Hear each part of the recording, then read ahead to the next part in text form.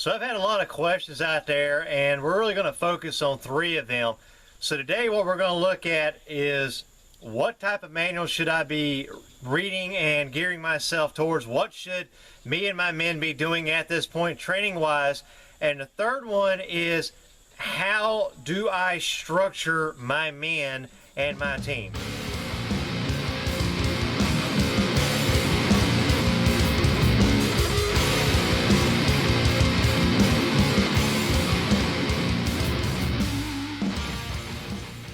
Hello, my name is Arthur, and I am the CEO and founder of Tackleberry Solutions. We teach wartime tactics to citizens for civil defense purposes, and today we're going to focus on those 3 questions I talked about.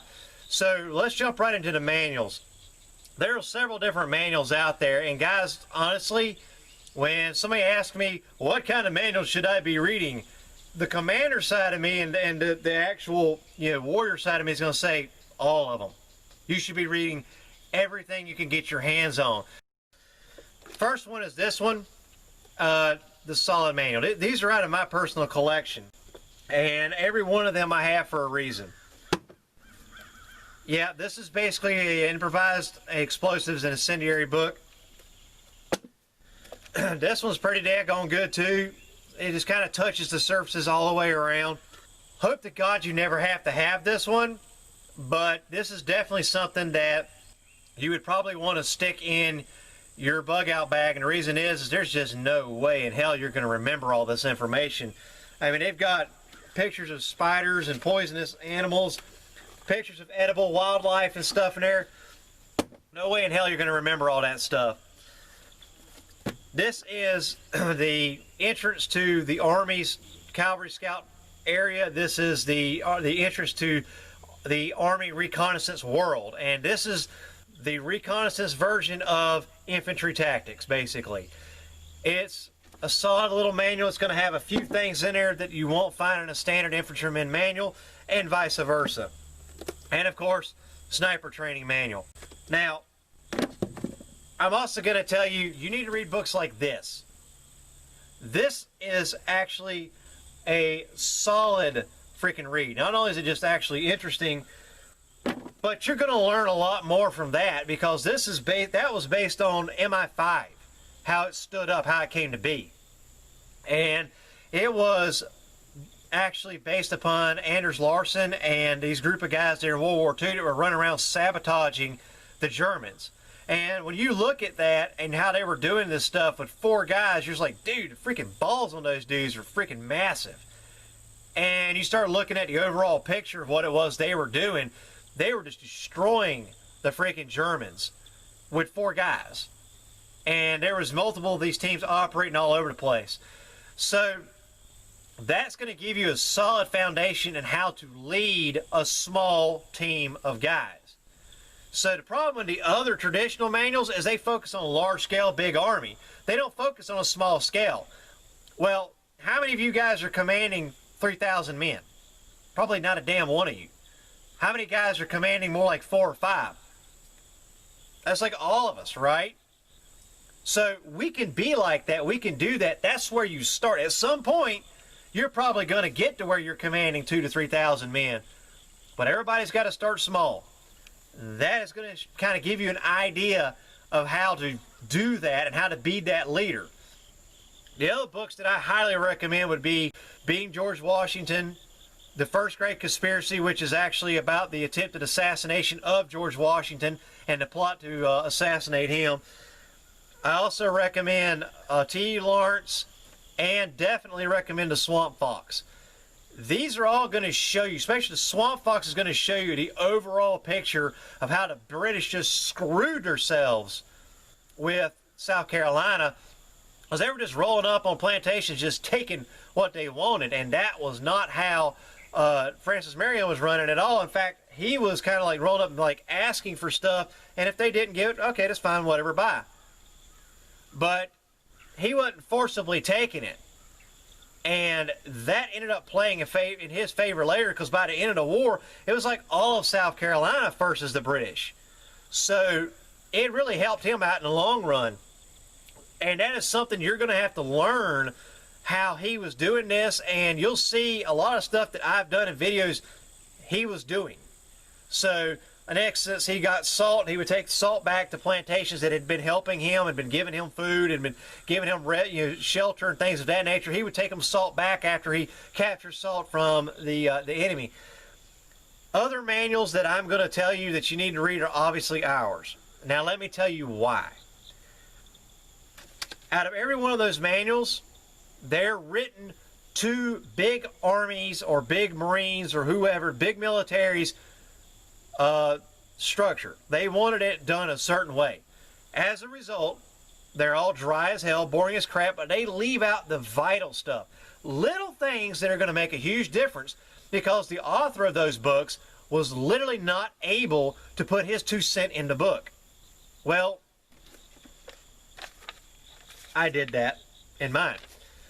I'm not going to write a damn book and not put in stuff like that. So that's what I did. If you'll notice if you ever get these books, there's tons of these little things, and there's like note or side note or Arthur's edit or whatever. Like this page just says huge flipping side note. And what I'm doing here is talking about how you can learn from history to you fight with the weather, not against the weather. You're not going to get that in any of those manuals. You're also not going to find out how fast sound travels, which is at 330 meters per second. Or how to use lightning and thunder to your advantage when working as a sniper or trying to conduct assassinations. All those kinds of things you're not going to get in those manuals. The other thing you're not going to get in those manuals is how to structure your team with only a handful of guys. Here you go. That's the very first book, how you structure your team. Not only that, but our manuals are all designed to work together. That's why they say book 1 of, in this case, 5. So book 1 of 5, 2 of 5, 3 of 5, so on and so forth. Why? Because what we have done is cover the 4 basic MOSs or jobs that you got to have. And that's going into the second question. How do I structure my team? Well, very simple. You're going to have a small team of guys. 2 teams equals a platoon. So your team size should be anywhere from 4 to 6 people. All right? Once you've got 2 operating teams, you now have a full-size platoon, or sometimes a section. Depending upon how many people you have, you can operate as a platoon, or it can operate as a section. In a reconnaissance world, that was a platoon. Now, you're going to have in each team, you're going to have a medic, a weapons specialist, an engineer, and a commo specialist. Each one of these books focuses on that. Commo, medical, freaking close quarter combat, which is in none of those manuals. Here's the earliest manual right here, wrote in May of 2002. It's 2020. 18 years later. Don't you think that the dynamics of the war might have changed? Don't you think the dynamics of the battlefield might have changed? When was this written? 2017, 2018, 2019. So the dynamics of the battlefield hadn't changed that much. What I'm giving you is recent updated information. For an example, in close quarter combat, we specifically talk about how to breach houses, how to do hand-to-hand combatives and things of that nature. We're specifically talking about what actually works, such as the pinch to fat method as opposed to the pie in the corner method. Little things like that are going to make a huge difference in your battle and you're being able to take structures. Same thing with the medical book. Yeah, you can pick up a standard medical book, but is it going to have things like the Ranger IV in it? Probably not. Why? That's a new concept. Those are things that I learned through experience that I'm now passing on, such as, let's go back to the 330 meters per second is the speed at which sound travels. Why is that important to me? And guess what? That's not in any book. To include the reconnaissance handbook, that's not in it. But why is that important to me? Because if I'm walking in a wedge in an open area and I'm moving along and all of a sudden my buddy goes, ah, and goes down, and then I hear a rifle shot, well, all I had to do was count the time between when my buddy got hit and when I heard the discharge of the rifle. Let's say it was 2 seconds. Okay, 660 meters. So I know that the shooter is somewhere between 650 and 700 meters. Okay, what is in that direction, because that's the direction the sound came from, what in that direction is approximately that distance? Oh, hey, look, there's a farmhouse out there. Yep, that's probably where my guy is. Now I can have my sniper, hey, that farmhouse. Freaking put your eyes on that, see if you can find that guy. See if you can find a death triangle or maybe a glitter flare. Something else that, by the way, is not in a sniper manual. I don't know why, but it's not in there. You know where it is? It's in this manual. The very first one talks about how to find snipers. It's also in there how to repel a militaristic force. We talk about the death triangle. We talk about the light reflecting off of lenses and things of that nature. Little things that I've learned through experience. But let's step back. So I can have my sniper be trying to focus on that while I get on the horn and I call in freaking artillery or an airstrike if I have that kind of an asset. If nothing else, I can at least tell my grenadier, can you hit that from here? Yep, then lob around on it. At least we know where the enemy is and we can suppress their fire and move, pop smoke or something and get the hell out of there. That little bit of information, knowing how to do that, could make a ginormous difference in your survivability rate. You're not going to get crap like that in a standard field training manual. You're just not. It's not there. That's experience. That's crap I learned from other guys that have been there and done it. It's crap I learned in actually doing it. Real world application will teach you more than a manual will ever teach you. Simple as that. All right, let's move on. What should I be doing right now, and what should my men be doing right now? Well, very simple.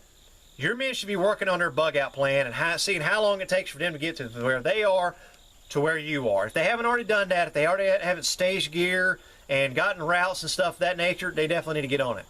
You need to be retuning your motor skills. You definitely need to be identifying, hey, you're going to be the medic, you're going to do this, you're going to do that. And with us, with our books, after the commander has read them all, because now he knows how to implement his men, he can turn around and say, hey, you're supposed to be the medic. Here's a medical book. Freaking read it. By the way, you're going to be freaking holding a class on CLS next week. So study up, brother. Oh, you're the combo guy? Get us a freaking communication system that actually works. Hey, you're going to be the weapons tacticianer.